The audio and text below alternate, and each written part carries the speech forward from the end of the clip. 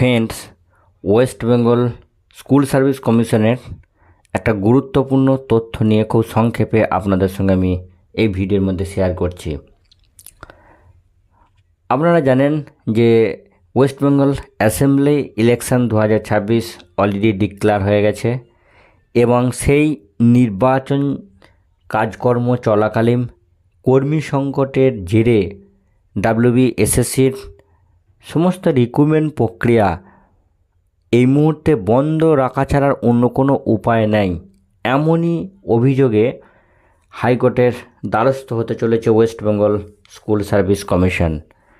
এই তথ্যটা বিভিন্ন সংবাদ মাধ্যমে প্রকাশিত হয়েছে এবং তার মাধ্যমেই আমি এই পর্যালোচনা আপনাদের কাছে উপস্থাপন করেছি। WBSSCর যেটা মূল বক্তব্য যে ওয়েস্ট বেঙ্গল স্কুল সার্ভিস কমিশনের বেশ কিছু কর্মীকে নিয়ে ইলেকশন কমিশনের কাজে ব্যবহার করা হচ্ছে, সেই কারণে হয়তো WBSSC তার যে কাজগুলো সিস্টেমেটিকভাবে করতে পারছে না, আর সেই কারণেই কিন্তু WBSSC যাতে তার সমস্ত কাজ স্মুথফুলি করতে পারে সেই জন্যই কিন্তু হাইকোর্টের দ্বারস্থ হতে চলেছে WBSSC।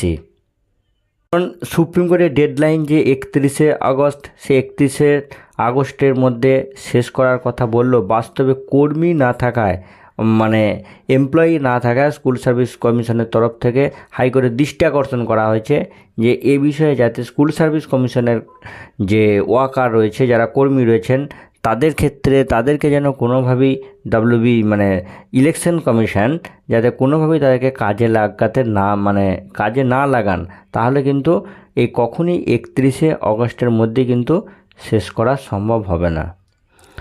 তো ফ্রেন্ডস, এই মুহূর্তে একটা প্রশ্ন কিন্তু থেকেই যাচ্ছে যে ইলেকশন ডিক্লেয়ার হওয়ার আগে WBSSC তার কাজের যে গতিপ্রকৃতি সেটা কিন্তু আশানুরূপভাবে কিন্তু তৎপরতা ছিল না।